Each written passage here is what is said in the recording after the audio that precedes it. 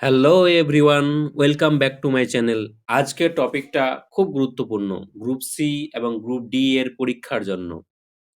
আজ আমরা আলোচনা করব পূর্বের দিনের সেই কনস্টিটিউশনের ওয়ান লাইনার কোশ্চেন নিয়ে ও অ্যান্সার নিয়ে। রাজ্য সংবিধান সংক্রান্ত কমিটির সভাপতি কে ছিলেন? বল্লভভাই প্যাটেল। সংবিধান ব্যাখ্যার দায়িত্ব থাকে কার উপর? সুপ্রিম কোর্টের উপর। ভারতীয় সংবিধানের প্রস্তাবনায় ধর্মনিরপেক্ষ শব্দটির সংযুক্তি ঘটে কত খ্রিস্টাব্দে? 1976 সালে। ভারতীয় সংবিধানের অষ্টম তপশিলিটি কিসের সাথে সম্পর্কিত? ভারতীয় সরকারি ভাষার সঙ্গে সম্পর্কিত। ভারতীয় সংবিধানের মূল প্রতিলিপি কোন ভাষায় লেখা? হিন্দি এবং ইংরেজি।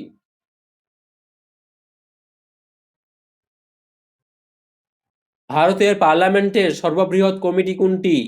Estimate committee. বিধান পরিষদের একজন সদস্যের কার্যকাল কত বছর? 6 বছর।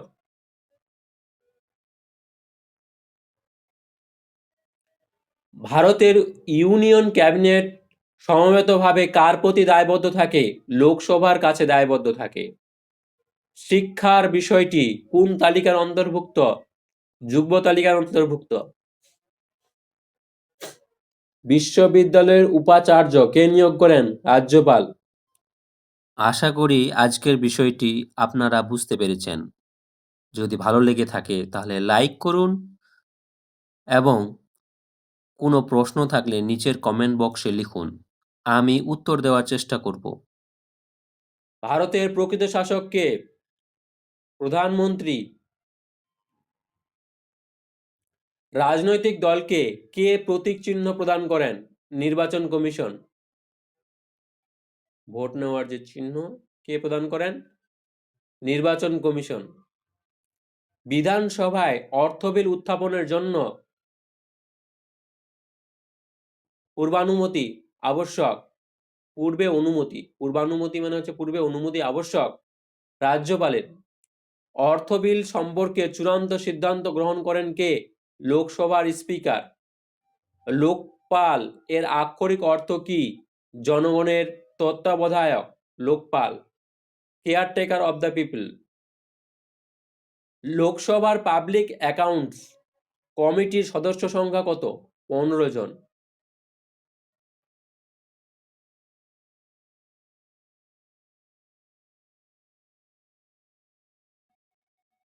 পার্লামেন্টে কার সম্মতি ছাড়া কোনো অর্থ বিল পেশ করা যায় না? রাষ্ট্রপতির। রাজ্য আইনসভার উচ্চকক্ষের নাম কি? বিধান পরিষদ। বর্তমান ভারতের সংবিধানে তপশিলের সংখ্যা কটি? 12টি। হাইকোর্টের বিচারপতি ও প্রধান বিচারপতিকে কে নিয়োগ করেন? রাষ্ট্রপতি। পৃথিবীর মধ্যে সর্ববৃহৎ লিখিত সংবিধান কোন দেশের? ভারতের। কত বছর বয়সে ভারতীয় নাগরিক ভোটাধিকার লাভ করেন? 18 বছর বয়সে। ভারতের উপরাষ্ট্রপতিকে শপথ বাক্য পাঠ করান কে? রাষ্ট্রপতি।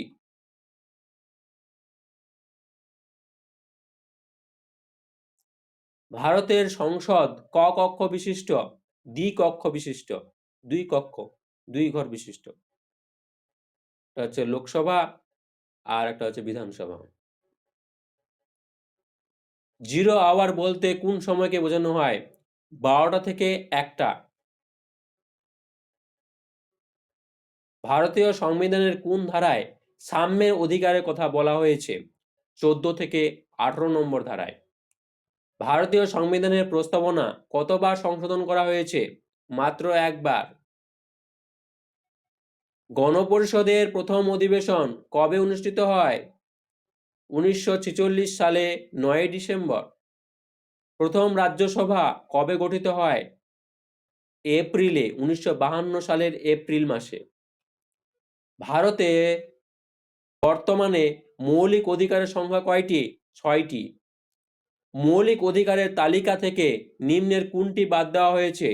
ব্যক্তিগত সম্পত্তির অধিকার, এটা বাদ দেওয়া হয়েছে। ভারতের সংবিধানের খসড়া রচনায় কতদিন সময় লেগেছিল? 114 দিন সময় লেগেছিল। সংবিধানের কোন ধারা সরকারি কর্মচারীদের সুরক্ষা প্রদান করে? 311 নম্বর ধারা। পশ্চিমবঙ্গের বিধানসভার আসন সংখ্যা কত? 294টি। বর্তমান ভারতের সংবিধানে তপশিলের সংখ্যা কয়টি? 12টি। গণপরিষদের প্রথম অধিবেশন অনুষ্ঠিত হয় কোথায়? দিল্লিতে। সারা ভারতে আপৎকালীন অবস্থা জারি করতে পারেন কে? রাষ্ট্রপতি। ভারতে কতবার জাতীয় জরুরি অবস্থা জারি করা হয়েছে? 3 বার। রাজ্য আইনসভার উচ্চকক্ষের নাম কি? বিধান পরিষদ। ভারতীয় সংবিধানে প্রথম সংশোধনী করা হয় কোন সালে? 1951 সালে। রাষ্ট্রপতির ভাষণ কে প্রস্তুত করেন? কেন্দ্রীয় মন্ত্রিসভা। ভারতের সংবিধান কি ধরনের নাগরিকত্ব প্রদান করে? একক নাগরিকত্ব। কে রাষ্ট্রপতিকে শপথ বাক্য পাঠ করান? সুপ্রিম কোর্টের প্রধান বিচারপতি। ভারতের রাষ্ট্রপতি কত বছরের জন্য নির্বাচিত হন? 5 বছর। লোকসভা ও রাজ্যসভার যৌথ অধিবেশনের আহ্বান করেন কে? রাষ্ট্রপতি।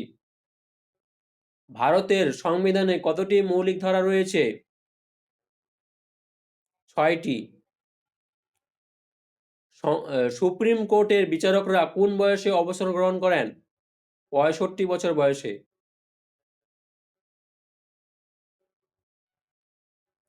রাষ্ট্রপতি কার কাছে পদত্যাগপত্র জমা দেন? উপরাষ্ট্রপতি। ভারতের সংবিধান কবে গৃহীত হয়েছিল? 26শে নভেম্বর 1949 সালে।